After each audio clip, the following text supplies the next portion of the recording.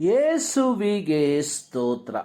ಇಂದು 3 July 2026. ಎಲ್ಲರಿಗೂ ಶುಭ ಮುಂಜಾನೆ. ಈ ದಿನದ ಧ್ಯಾನ ಭಾಗ ಇಬ್ರಿಯರಿಗೆ ಬರೆದ ಪತ್ರಿಕೆ 5ನೇ ಅಧ್ಯಾಯದ 2ರಿಂದ 4 ವಾಕ್ಯ. 2ನೇ ವಾಕ್ಯವನ್ನು ಓದಿಕೊಳ್ಳುವ. ತಾನು ಬಲಹೀನನಾಗಿರುವುದರಿಂದ ಅವನು ಜ್ಞಾನವಿಲ್ಲದವರನ್ನು, ಮಾರ್ಗ ತಪ್ಪಿ ನಡೆಯುವವರನ್ನು ತಾಳ್ಮೆಯಿಂದ ಸಹಿಸಿಕೊಳ್ಳುವುದಕ್ಕೆ ಶಕ್ತನಾಗಿರುವನು. ಯೆಹೋವನು ಮೋಶೆಯ ಮೂಲಕ ಮಹಾಯಾಜಕನಾಗಿದ್ದ ಆರೋನನಿಗೆ ಹೇಳಿದ್ದೇನೆಂದರೆ, ಯಾವನಾದರೂ ಒಬ್ಬನು ಮಾತ್ರ ತಿಳಿಯದೆ ತಪ್ಪು ಮಾಡಿದರೆ ಅವನು ದೋಷ ಪರಿಹಾರಕ ಯಜ್ಞವಾಗಿ 1 ವರ್ಷದ ಆಡನ್ನು ಸಮರ್ಪಿಸಬೇಕು. ತಿಳಿಯದೆ ತಪ್ಪು ಮಾಡಿದವನಿಗೋಸ್ಕರ ಯಾಜಕನು ಯೆಹೋವನ ಸನ್ನಿಧಿಯಲ್ಲಿ ದೋಷ ಪರಿಹಾರವನ್ನು ಮಾಡಿದಾಗ ಅವನಿಗೆ ಕ್ಷಮಾಪಣೆಯಾಗುವುದು. ತಿಳಿಯದೆ ಪಾಪ ಮಾಡಿದವರ ಪರವಾಗಿ ಮಾತ್ರ ಮಹಾಪುರೋಹಿತನು ದೋಷ ಪರಿಹಾರ ಯಜ್ಞವನ್ನು ಅರ್ಪಿಸುವಂಥದ್ದು. ಹಳೆಯ ಒಡಂಬಡಿಕೆಯಲ್ಲಿ ಉದ್ದೇಶಪೂರ್ವಕವಾಗಿ ಅಥವಾ ಧಿಕ್ಕಾರದಿಂದ ಯಾರಾದರೂ ದೇವರ ನಿಯಮಗಳನ್ನು ಮೀರಿದರೆ ಅಂಥವರಿಗೆ ಯಾವ ದೋಷ ಪರಿಹಾರಕ ಯಜ್ಞವೂ ಇರುವುದಿಲ್ಲ. ಅಂಥವರನ್ನು ಕುಲದಿಂದ ತೆಗೆದು ಹಾಕಲ್ಪಡಬೇಕು ಎಂಬುದಾಗಿತ್ತು ಯೆಹೋವನ ನಿಯಮ. ಅರಣ್ಯಕಾಂಡ 15ನೇ ಅಧ್ಯಾಯದ 30-31 ವಾಕ್ಯದಲ್ಲಿ ಬರೆದಿರುವಂಥದ್ದು, ಯಾವನಾದರೂ ಮನಃಪೂರ್ವಕವಾಗಿ ಹಠದಿಂದ ಪಾಪ ಮಾಡಿದರೆ ಅವನು ಯೆಹೋವನನ್ನು ದೂಷಿಸಿದವನಾದ್ದರಿಂದ ಕುಲದಿಂದ ತೆಗೆದು ಹಾಕಲ್ಪಡಬೇಕು.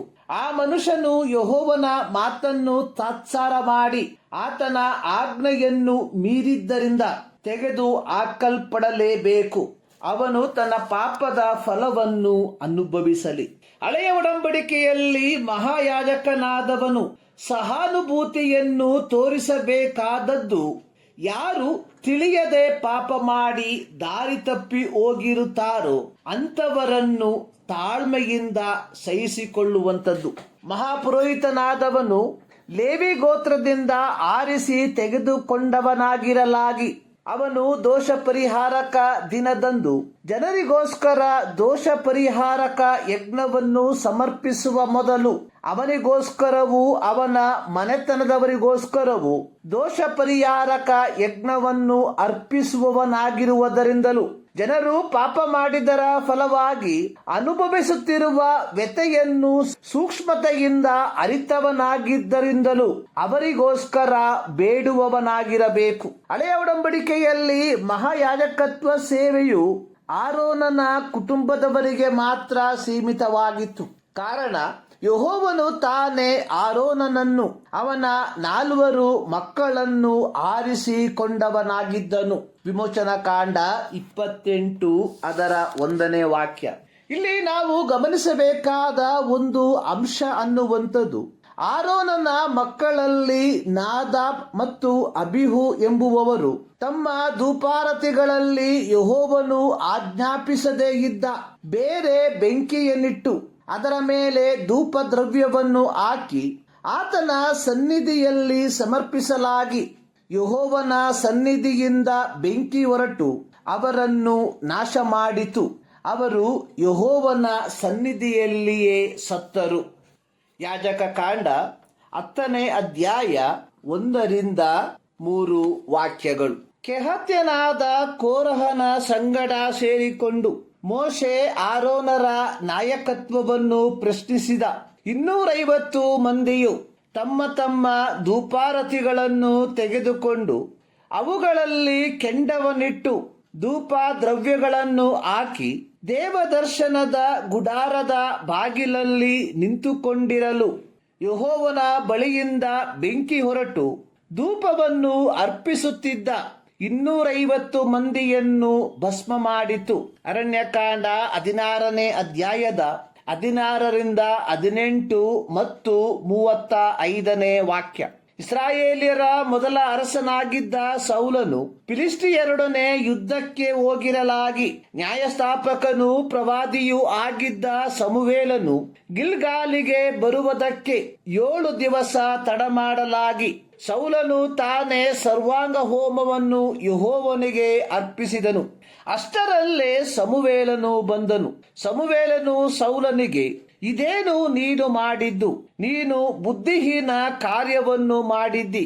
ನೀನು ನಿನ್ನ ದೇವರಾದ ಯೆಹೋವನ ಆಜ್ಞೆಗಳನ್ನು ಕೈಕೊಳ್ಳಲಿಲ್ಲ. ನೀನು ಯೆಹೋವನ ಆಜ್ಞೆಗಳನ್ನು ಕೈಕೊಳ್ಳದೆ ಹೋದದರಿಂದ ಆತನು ನಿನ್ನ ಅರಸುತನವನ್ನು ನಿನ್ನಿಂದ ತೆಗೆದುಬಿಟ್ಟು ತನಗೆ ಒಪ್ಪುವ ಬೇರೊಬ್ಬ ಪುರುಷನನ್ನು ನೇಮಿಸುವನು. 1 ಸಮುವೇಲ 13:8-15. 2 ಪೂರ್ವಕಾಲ ವೃತ್ತಾಂತ 26ನೇ ಅಧ್ಯಾಯದಲ್ಲಿ ಅರಸನಾದ ಉಜ್ಜೀಯನ ಕುರಿತಾಗಿ ನಾವು ಕಾಣುತ್ತೇವೆ. ಉಜ್ಜೀಯನು ಅರಸನಾದಾಗ ಯೆಹೋವನ ಚಿತ್ತಾನುಸಾರವಾಗಿಯೇ ನಡೆದನು. ಹೀಗಿರಲಾಗಿ ಯೆಹೋವನು ಅವನನ್ನು ಅಭಿವೃದ್ಧಿಗೆ ತಂದನು. ಆದರೆ ಅವನು ಬಲಿಷ್ಠನಾದ ಮೇಲೆ ಗರ್ವಿಷ್ಠನಾಗಿ ಭ್ರಷ್ಟನಾದನು. ತನ್ನ ದೇವರಾದ ಯೆಹೋವನಿಗೆ ದ್ರೋಹಿಯಾಗಿ ಧೂಪವೇದಿಯ ಮೇಲೆ ತಾನೇ ಧೂಪ ಹಾಕಬೇಕೆಂದು ಯೆಹೋವನ ಆಲಯದೊಳಗೆ ಹೋದನು. ಅಂದಿನ ಮಹಾಯಾಜಕನಾಗಿದ್ದ ಅಜರ್ಯನು ಹಾಗೂ ಇತರೆ 80 ಮಂದಿ ಯಾಜಕರು ಅರಸನಾದ ಉಜ್ಜೀಯನಿಗೆ, ಉಜ್ಜೀಯನೇ, ಯೆಹೋವನಿಗೋಸ್ಕರ ಧೂಪ ಹಾಕುವುದು ನಿನ್ನ ಕೆಲಸವಲ್ಲ. ಅದಕ್ಕೋಸ್ಕರ ಆರೋನನ ಸಂತಾನದವರಾದ ಯಾಜಕರು ಪ್ರತಿಷ್ಠಿತರಾಗಿದ್ದಾರೆ. ಪವಿತ್ರಾಲಯವನ್ನು ಬಿಟ್ಟು ಹೋಗು, ನೀನು ದ್ರೋಹಿ. ಇದಕ್ಕಾಗಿ ದೇವರಾದ ಯೆಹೋವನಿಂದ ನಿನಗೆ ಮಾನ ಉಂಟಾಗಲಾರದು ಅನ್ನಲು ಧೂಪ ಹಾಕಲು ಧೂಪಾರತಿಯನ್ನು ಕೈಯಲ್ಲಿ ಹಿಡಿದಿದ್ದ ಉಜ್ಜೀಯನು ಯಾಜಕರೊಡನೆ ಕೋಪಗೊಂಡು ಸಿಟ್ಟಿನಿಂದ ಮಾತನಾಡುತ್ತಿರುವಾಗಲೇ ಅವನ ಹಣೆಯಲ್ಲಿ ಕುಷ್ಠವು ಕಂಡು ಬಂದಿತು.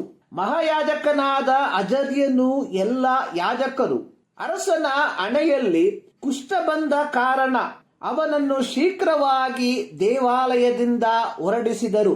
2 ಪೂರ್ವಕಾಲ ವೃತ್ತಾಂತ 26ನೇ ಅಧ್ಯಾಯದ 1-5 ವಾಕ್ಯ ಮತ್ತು 16-20 ವಾಕ್ಯ. ಯಾಜಕರಲ್ಲದವರು ಯಾಜಕ ಸೇವೆಯನ್ನು ನಿರ್ವಹಿಸುವುದಕ್ಕೆ ಪ್ರಯತ್ನಿಸಿದಾಗ ಅಂಥವರೆಲ್ಲರೂ ದೇವರಿಂದ ಪೆಟ್ಟು ಹೊಡೆಸಿಕೊಂಡದ್ದಾಗಿ ನಾವು ನೋಡುತ್ತೇವೆ. ಅರಣ್ಯಕಾಂಡ 18:7 ಯೆಹೋವನು ಮೋಶೆಯ ಮುಖಾಂತರ ಆರೋನನಿಗೆ ಹೇಳಿರುವಂಥದ್ದು, ನೀನು ನಿನ್ನ ಸಂತತಿಯವರು ಯಾಜಕೋದ್ಯವನ್ನು ಕೈಕೊಂಡವರಾಗಿ ಯಜ್ಞವೇದಿಯ ಮತ್ತು ತೆರೆಯೊಳಗಣ ಕಾರ್ಯಗಳನ್ನು ನಡೆಸಬೇಕು. ಅವುಗಳ ಪರಿಚರ್ಯವನ್ನು ನೀವೇ ಮಾಡಬೇಕು. ಆರೋನನು ಮತ್ತು ಅವರ ಮಕ್ಕಳು ದೇವರ ಸೇವೆಗಾಗಿ ದೇವರಿಂದ ಆರಿಸಿಕೊಂಡು ಆ ಗೌರವವನ್ನ ಹೊಂದಿದವರಾಗಿದ್ದರು. ಹೊಸ ಒಡಂಬಡಿಕೆಗೆ ನಾವು ಬರುವಾಗ ಪೌಲನು ಹೇಳಿರುವಂಥದ್ದು, ಆತನು ಕೆಲವರನ್ನು ಅಪೊಸ್ತಲರನ್ನಾಗಿಯೂ ಕೆಲವರನ್ನು ಪ್ರವಾದಿಗಳನ್ನಾಗಿಯೂ ಕೆಲವರನ್ನು ಸುವಾರ್ತಿಕರನ್ನಾಗಿಯೂ ಕೆಲವರನ್ನು ಸಭಾಪಾಲಕರನ್ನಾಗಿಯೂ ಉಪದೇಶಿಗಳನ್ನಾಗಿಯೂ ಅನುಗ್ರಹಿಸಿದನು. ಎಫೆಸ್ಯ 4:11. ಇಂದು ಅನೇಕರು ದುರಹಂಕಾರದಿಂದ ಯೇಸು ಕ್ರಿಸ್ತನು ಹೊರತುಪಡಿಸಿ ನಮಗೆ ಬೇರೆ ಯಾವ ಮಹಾಯಾಜಕನು ಬೇಡವೆಂದು ತಾವಾಗಿಯೇ ಮಹಾಯಾಜಕ ಸೇವೆಯನ್ನು, ಇಂದಿನ ಭಾಷೆಯಲ್ಲಿ ಹೇಳುವುದಾದರೆ ಪಾದ್ರಿಗಳ ಸೇವೆಯನ್ನು ಮಾಡುವಂಥದ್ದನ್ನು ಮೇನ್ಲೈನ್ ಸಭೆಗಳಲ್ಲದ ಕಡೆಗಳಲ್ಲಿ ಕಾಣಬಹುದು.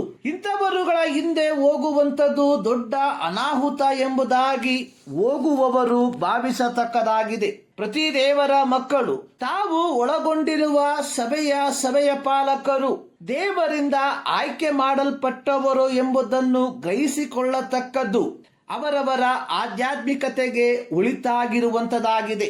ಈ ಮುಂಜಾನೆಯಲ್ಲಿ ಸರ್ವಶಕ್ತನಾದ ದೇವರು ಈ ಅಧ್ಯಯನದ ಮೂಲಕ ನಿಮ್ಮನ್ನು ಆಶೀರ್ವದಿಸಲಿ.